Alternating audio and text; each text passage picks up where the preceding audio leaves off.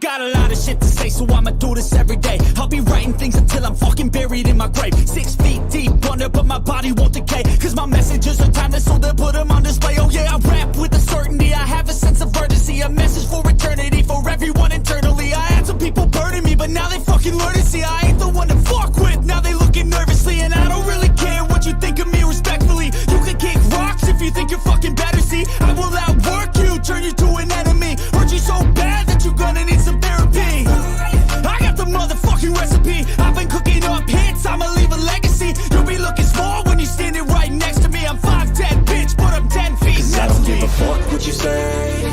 Yeah, I'ma do shit my way. So you can go kick rocks, I'ma stack bricks up, build what I want to make. Cause I don't give a fuck what you say. Yeah, I'ma do shit my way. So you can go kick rocks, I'ma stack bricks up, build what I want to make. Yeah, I'ma do it my way. You're just my type. Just my type. I need to check that my audio's coming through all right. You're just my type.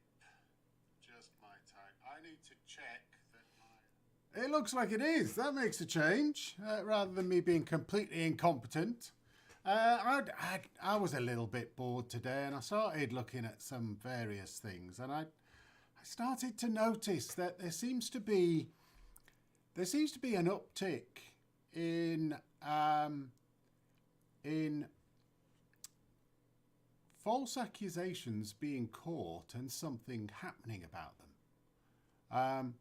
And I thought I would quickly come onto YouTube and bring up some of the issues and some of the stories that are out there to highlight this stuff. So let's get into it.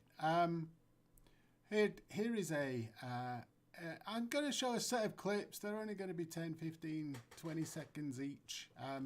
And it just gives you an indication of what the hell is going on in society. Police say it's a crime he didn't commit, and they have surveillance video to prove it. But sadly, it wouldn't be enough to save the life of 62-year-old Michael Fife. Fife died on April 27, 4 days after suffering severe head trauma from being tackled to the ground. This was a single, forceful motion that appeared to have knocked Mr. Fife off his feet. So what happened in this case is somebody made an accusation against somebody and they were attacked by a family member and it ended up killing them. That's one of the outcomes of being accused. The concept of innocent until proven guilty appears to have disappeared from society in today's day and age in respect of certain accusations. Accusations against women, accusations against children. If you are accused for that, you are guilty until proven innocent. And even if you are proven innocent, chances are a load of people will still think that you are guilty. This is really unbelievable. Skoglund's trail of lies started on March 8th of 2023, when she decided to come to Tampa Bay and cheat on her husband. That she had had consensual sexual intercourse with an individual while in Hillsborough County, that she felt guilty about this due to her marital status, and she wanted to get checked for sexual transmitted diseases. But she wanted to get tested for free, so she decided to lie again and call 911. I was just raped. I'm sorry? I was just raped. Okay, how long ago did this happen? This seems to be how easy it is to come up with a false accusation. I went to go and have an affair. I needed to get tested, but I could not have my husband knowing that I'd been having an affair, and I did not want to pay for the test. So there's a false accusation of rape. in this particular case, the lady did not know or claimed that she had had something shoved over her head so that she never saw her attacker. She wasn't able to describe him, so nobody was actually caught. And then she was trussed up with some rope, and unfortunately for her, there was CCTV footage of her buying the rope in the first place. So they took this. This was the police service in Florida able to bring this case, as opposed to an innocent person ended up being accused. Eleanor Williams has been sentenced to 8.5 years in jail at Preston Crown Court for 9 counts of perverting the course of justice. The 22-year-old from Barrow in Furness alleged she had been groomed, trafficked and beaten by an Asian grooming gang. In May 2020, Williams posted the allegations on Facebook alongside photos of her injuries, but the court heard that she had caused them to herself with a hammer she's seen here at a Tesco in Barrow buying the tool. Again, CCTV footage. In this case, this was a particularly horrific case here in the UK, where this lady started talking about Pakistani grooming gangs, about Asians, and it led to a huge increase in the number of hate crimes in this small town over on the west coast of Britain. And a lot of people ended up suffering for quite a long time. It turns out that the police knew this evidence quite early on, but they couldn't tell anybody because it had to go to court. And this was evidence that had to be used in court, so they couldn't influence the proceedings. And of course, this lady, having posted everything out all over social media about how she'd been attacked by certain people, and she named certain people, those people suffered very badly, as did their communities. Welcome back. My next guest has spent the last 2 years in a living nightmare after being falsely accused of rape by a woman he barely knew. Jordan Trengrove was just 18 when he met Eleanor Williams on a night out in Cumbria. This is the same lady. 2019. What happened next landed him in prison for 10 weeks, left him branded a rapist, destroyed his mental health. Eleanor Williams has since been unmasked as an evil fantasist and a serial liar. And today she was jailed for 8.5 years. Before we speak to Jordan, let's just hear what he had to say last time he was on the show. So he ended up in jail for 10 weeks. He attempted to delete himself. His reputation was absolutely slaughtered. And these accusations have a massive impact on people's lives. All because... Yeah, I know. I gotta believe. People have got to believe. People have to believe all women under all circumstances. And there is this misunderstanding that there is a connection between the number of people that will go to the police and bring a case versus, yeah, but what if I get accused that it's a false accusation? The false accusations are taken very, very seriously, and they undergo their own complete, full investigation, as should the accusations in the first place. But it looks like the accusations in the first place allow just people's words to produce a guilty verdict versus a full investigation to determine whether somebody has lied in the first place. I mean, are the levels of these false accusations growing? I don't know. That's unknown. I don't think there is the data from the past. So why do false accusations happen, and why are they particularly women falsely accusing men of these particular types of crimes? Well, if you look at the differences between men and women, in general, men will often deal with situations through direct confrontation, through an argument, and then walking away, with revenge often being physical or maybe financial, trying to take somebody down, but they will do the financial stuff in very much a legal way, whereas a physical revenge is usually not legal.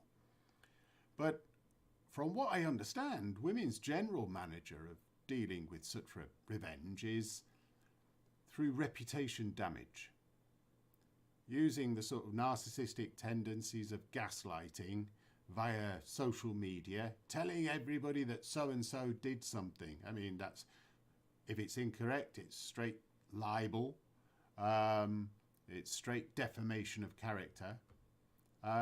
But the impact of that is the flying monkeys, which is what happened in this case in Barrow, with a load of people having their businesses targeted and losing their jobs, etc. So reputational damage is a key part of doing this. So you would think, okay, so this only happens to people who have been in relationships with women. That's not necessarily true. The question of who can be falsely accused, yes, it may be that you ended up with some nutter who was doing something to you, but a lot of women are often keen to be seen as a victim. So any man can be accused, as in this case. She wanted to be seen as a victim. She wanted to be seen as a victim so much, she bought a hammer and smashed herself in the face with it. And the people who were accused, some of them had never met this girl before, ever. And that's a lot of what happens in a lot of these false accusations. Essentially, it's dangerous to be a man. Now to that false rape charge, 1 year in prison. That sentence tonight for the woman who falsely accused 2 football players from Sacred Heart University in Connecticut of rape. So this is a lady in Connecticut who falsely accused 2 athletes from college. Coach said she lied about the sexual assault that sent Jonathan Montgomery away for 4.5 years. Coach said she didn't want to disappoint her mother, who was portrayed in court as a heavy-handed disciplinarian. Coach's mother caught her reading adult material, and that's when the lies began. Coach blamed Montgomery because her mother kept pushing the issue, and Montgomery had moved away, and Coach never thought that he would be found, but he was. Coach's attorney. Interesting, they'll pick somebody from their past, maybe, somebody that they feel can never be found, but also they will do it on the basis of sometimes just trying to look better in front of somebody else. It's like, it's astonishing how simply being asked or being accused by a family member of something can lead to a horrific accusation against somebody that is completely innocent because you're wanting to deflect.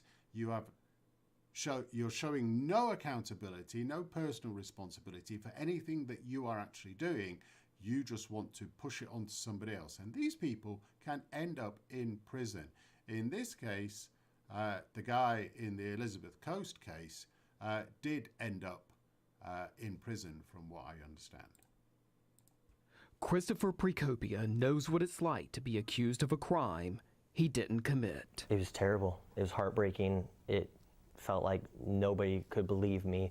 Nobody wanted to believe me. He also knows the feeling of vindication. It's such a gratifying feeling. Now he's pursuing justice. I want her to realize the pain she has caused me. We first told you Christopher's story last month. It was soon shared around the world. A story of how he felt guilty until proven innocent and how a selfie saved him from prison. Last year, a woman he dated 4 years ago in high school called Temple Police and told them Christopher had just broken into her home and sliced her with a box cutter. He had known this woman 4 years ago. And 4 years later, she accuses him of slicing her up with a box cutter, breaking into her home. What? It blows my mind a lot of the time. I don't understand it. I don't understand how this can happen. But he ends up in prison, from what I can tell. Detectives took these pictures of her injuries, but now police agree it never happened. On the night 19-year-old Faith Cox claimed Christopher assaulted her, he was at an event in Austin more than 60 miles away. He posed in a photo that helped convince prosecutors of his innocence. And so it looks like he didn't end up in prison. I don't know whether he ended up being held on remand or anything. But he was lucky enough to have evidence that he was not at anywhere near the place where this stuff happened, which starts bringing into question the rationale behind the false accusation. Why, 4 years later, would she choose him to accuse? Why would she go through this process herself in the first place? Why would she use her own box cutters and mutilate herself in order to get some kind of revenge and completely damage the reputation of a perfectly innocent person?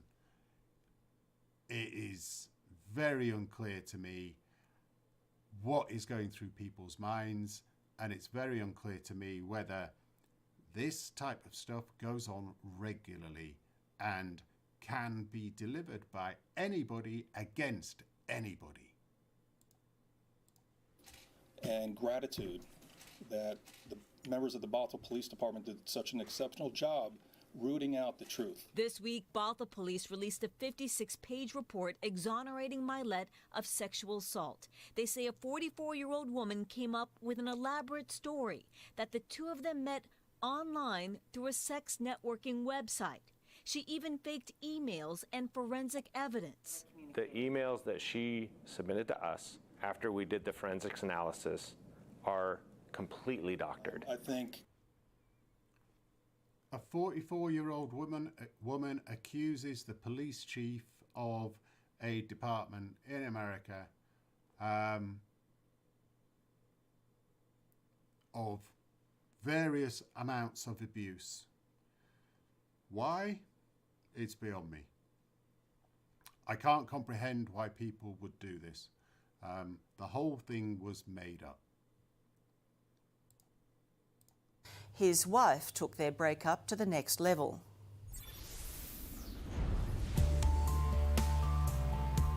You're about to witness one of the most audacious attempts by a wife to frame her husband for domestic violence.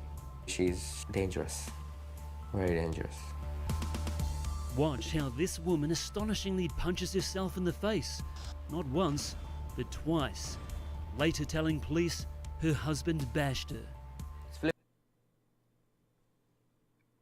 How, without CCTV evidence of what actually happened in that lift when she's on her own, who would believe that he's innocent? My husband and I are going through a really tough patch. We're about to divorce, and because of whatever he was feeling at the time, he just attacked me. What defense do men have? He wasn't there. He did not do it. It's astonishing, and I have no idea how much of this has actually happened. I have no idea how many people are currently in prison from these false accusations. Completely false accusations. And I don't know whether women who do this feel somehow it's deserved that these people have total reputation destroyed, that these people deserve to be in jail just because they no longer like them. It's like, what the hell is going on in society? What is going on in this world that this is an acceptable way of being, and what is going on in our justice systems, that innocent until proven guilty has been totally switched around because of the hashtag believeallwomen label. It's absolutely crazy. Jack, imagine sitting in jail for months on a false charge of rape. It happened to a Hamilton man. Now his ex-girlfriend is sitting behind these bars because she admits she made it all up. I really can't say she cleared my name because it's going to follow me no matter where I go. Shannon, I need to go back a bit. Did they say 12 years in jail or 12 weeks? Jack, imagine sitting in jail for months on a false charge. For months. Again, somebody else. A false rape conviction.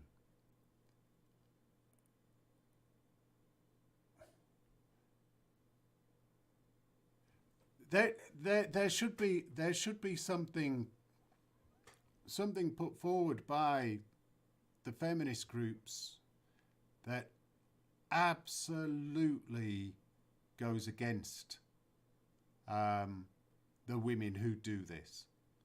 A false accusation can only harm true victims. These people bringing these false accusations are not victims at all. Life has merely happened to them, and they've decided to get revenge in one of the most hideous ways possible that could ever be done against a man. The groups that support women and women's rights need to stop people from doing this, because it is only harming their own cause. On November the 13th, 2015, a woman falsely accused me with rape, kidnapping, sodomy, aggravated assault, heinous sexual-related felonies, all which are completely untrue. I got arrested and spent a month in jail with sex offenders. Your whole life just gets flipped upside down. No one investigated. They just wanted me to be a rapist. No one investigated it. They just wanted me to be a rapist. They decided they had got the right person, and solely because of the words of this accuser, he ends up in jail for months. His reputation is completely destroyed, loses his job, can't find work after coming out. People don't believe that he didn't do it afterwards. His whole life turned upside down. This is not justice. This is not fairness. This is not right. This is guilty until proven innocent. And if you cannot prove yourself innocent, you must be guilty because of the words that somebody else said.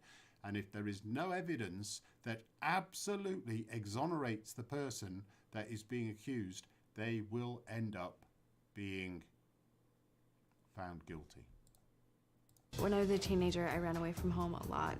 One time, my mom had called my friends trying to find me and threatened them with charges if they didn't turn me in. I did not want to go home, so I made up accusations against my dad. Made up accusations against her dad, merely because she didn't want to go home. She was a teenager growing up with a lot going on in her life, clearly a lot going on in her head, but she made accusations of assault, child assault, against her father. I knew that none of it was real. There's no way what they have is real, but what do you do when you're 25 years old and a county like Williamson County comes after you and you don't have any money? You can't hire an attorney. I didn't have a choice. He didn't have a choice. His only choice, instead of facing life in jail, his only choice was to take a plea, 10-year plea. And it took a number of years before they actually found that he was innocent. We lived between $16,000 and $19,000 a year for a family of 4. So, very tight. This was after he'd actually got out of jail and he was still classified as an offender on the list. And of course, nobody would actually employ him, so he had to, he and his wife had to start up their own business, cleaning, and money was very difficult to come by. One of his worst days came when he was kicked out of his church. They came in that Sunday, they just basically said, we want y'all to get out. You haven't done anything wrong, we don't have a problem with you, but public opinion is killing us in this church, and you got destroyed reputation. to leave. After 2 decades of living in shame, he found a new attorney to review his case. Kristen had said to me, well, you know, Ken Anderson was your DA, and I was like, right. You know, and she goes, well, do you know what's going on in Williamson County? And I was like, no. You did have my sympathy. Just 1 year earlier, Michael Morton had been declared innocent after 25 years in prison for his wife's murder. Prosecutors had evidence exonerating Morton. Morton's 3-year-old son told police he was home when the murder happened and that his father wasn't. But prosecutors never told Morton or his lawyers that information. So again, I mean, this is 25 years previous, so now 30 years ago, and this is all about the police forces and the way that they investigate stuff and the way that they hide certain bits of information. This was Timcast 4 years ago, prior to Timcast IRL, talking about men are suing women who accuse them of harassment. Will it stop others from speaking out? That's the big argument. It's a non sequitur. It's a complete fallacy. There is no connection between getting justice for somebody who falsely accuses somebody versus getting justice for somebody who has been assaulted. There is no connection between the two. Let's have a quick look at the psychological impact of being wrongfully accused of criminal offences. This is from SAGE, Medicine, Science and the Law.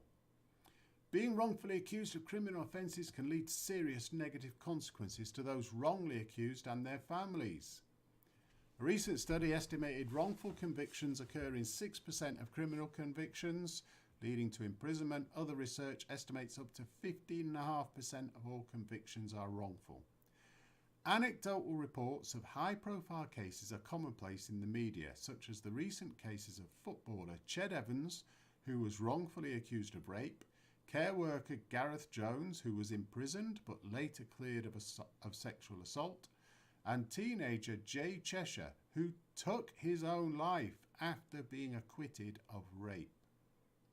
One high-profile case in the UK is that of Christopher Jeffries, who was arrested for murder and released without charge, but not before being vilified by the press. Jeffries describes his experience as painful and his identity as vandalised, likening the experience to physical torture. False accusation has been compared to trauma experienced by military veterans, refugees, disaster survivors, and prisoners of war. So this was a piece of research that these researchers did, and they looked at the impact on people who are falsely accused. Stigma, damage to reputation. Vast majority report damaged reputations or feeling stigmatized by others. Self-stigma, abhorrence at what they had been accused of and their inability to clear their name fully. And what about psychological and physical health? False accusations have an extreme impact on health, particularly mental health. This occurs in people without previous psychiatric histories, inferring such health problems are likely directly attributable to the wrongful arrest, the conviction, or the imprisonment. Depression. Many studies report that Those who are falsely accused experience symptoms of depression and suicidal ideation. Anxiety and panic disorders also appear to be common. PTSD appears to be quite common. Sleep problems. Other psychological and somatic symptoms. People feel worn down by wrongful accusations and worried about others believing them. Almost half reported physical symptoms such as pain, high blood pressure, dietary problems. Other problems include unusual weight loss or gain, nausea, moodiness, irritability, somatic physical complaints, paranoia, stress, alcohol or drug dependency or misuse. And from an emotional side of things, feelings of loss, hopelessness, emptiness, anger, aggression, helplessness, chronic feelings of threat and fear when out in public, and a sense of survivor's guilt if survivors of situations in which others had died. How did it affect their relationships with others? Complete isolation. They become socially withdrawn and isolated. It has strain on relationships. The families of the people accused suffer secondary trauma. There are also negative attitudes towards the justice system, the criminal justice system, loss of trust in the police, a bitterness and resentment at the state, not acknowledging the injustice or offering an apology even after they have been exonerated and proven innocent. Impact on finances and employment is absolutely huge. Most participants who were working at the time of their accusation had lost their jobs, been stripped of regular duties, or faced impassable barriers against working with children or vulnerable adults in the future. Discussion. Studies of any participants who had experienced a wrongful allegation. In some cases, these were accusations at work leading to suspension and investigation just from an accusation, while others were investigated through the criminal justice system and in many cases imprisoned. Consequences of wrongful accusations can be severe, including losing your job as soon as you are accused. Of importance as well is improving public perceptions of those wrongfully accused. Research suggests public perceptions of those exonerated tend to be negative and not dissimilar to perceptions of actual offenders, despite people knowing they had been exonerated. This may be because the public are concerned that the exoneration process itself is flawed, and they prefer to believe the veracity of the original conviction despite the outcome of the legal review process. So, you may be found innocent, or you may be exonerated, or there may have been flaws in the whole process that led to a bad decision, but the public will not believe you. Conclusion. The psychological impact on those wrongfully accused appears to be vast, severe, and long-lasting. It's horrific. The people who falsely accuse others purposefully, as opposed to just making a mistake, and the courts would have to determine what that was. So, perverting the course of justice and wasting police time. I mean, this is the CPS, the Crown Prosecution Service. There is an understanding out there that a load of that people who are accused cannot get justice. So there's two ways that the justice can come. You can take a civil case around defamation, around slander or libel, etc., and show the problems that you have suffered from and the impact on you, the financial impact on you, so that you can try and get some funding back. The other bit is the criminal side of things, and this is what this is about: perverting the course of justice. This guidance applies to cases where a charging decision is being made in relation to a person who has made an allegation of rape or domestic abuse, and one of the following situations apply. 1. It's suggested their allegation is false. 2. They have retracted their allegation. Or 3. They have withdrawn a retraction. Double retraction. In these 3 situations, the following 2 offences should be considered: perverting the course of justice and wasting police time. But prosecutions for these offences in the situations above will be extremely rare, and by their very nature they will be complex and require sensitive handling. Now, this is concerning.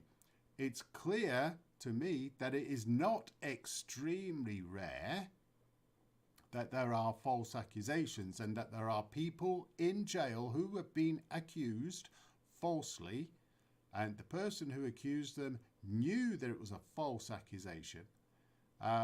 So I don't believe that prosecutions in these cases should be extremely rare, and this is a problem. It's a problem that the UK society has to overcome. What they say here is, on the one hand, victims of rape and or domestic abuse making truthful allegations require the support of the criminal justice system. Absolutely right. They require the support of a lot of other people as well. They should not be deterred from reporting their allegations. They should not. And the earlier that they can do it, the better. If you can get a rape test undertaken really quickly, the better. Get that DNA, get that evidence if it's there. Nor should they be criminalised for merely retracting an allegation, because true allegations can be retracted for a broad range of reasons.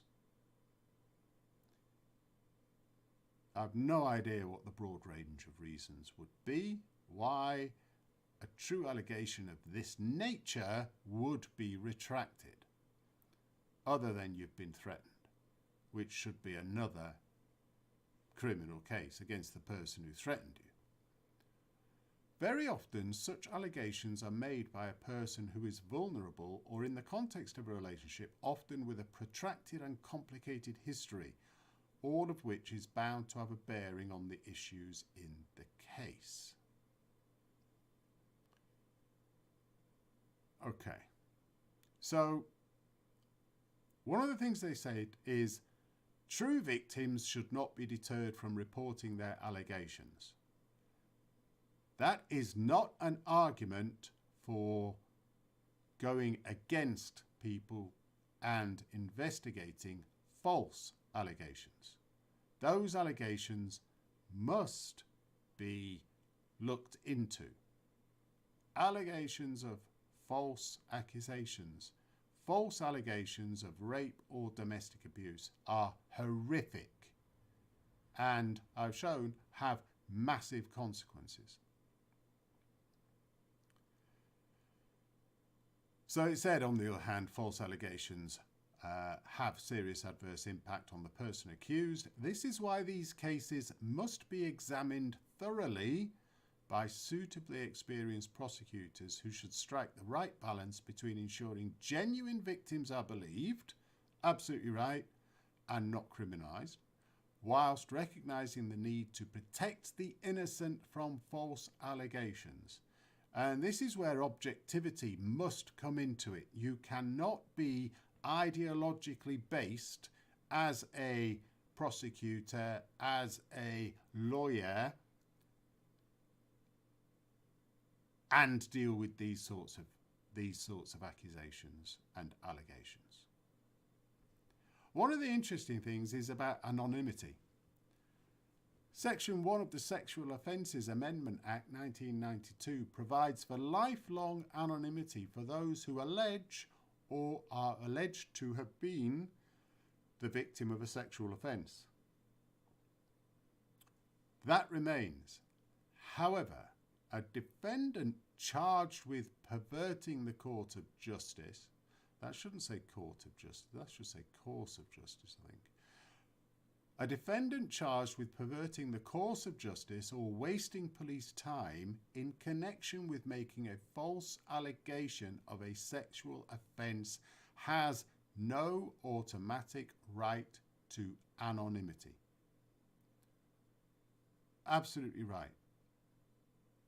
And the process, the investigation will continue and go through, and if it ends up at court and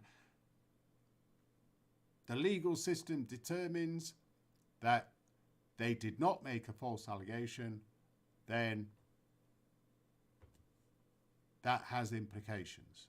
But I get the feeling that the police services and the investigators will only make public that there is an accusation of a false allegation when they have absolute evidence that it is absolutely true.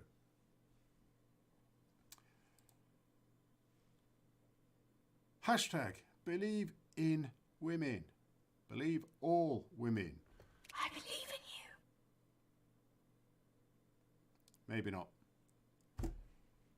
Maybe not. Maybe it's time that that has to be struck out and we get back to objectivity. We get back to investigations. We get back to proper police work. We get back to innocent until proven guilty, with the proviso that anybody can be brought to court and somebody can bring evidence that shows that they did something illegal.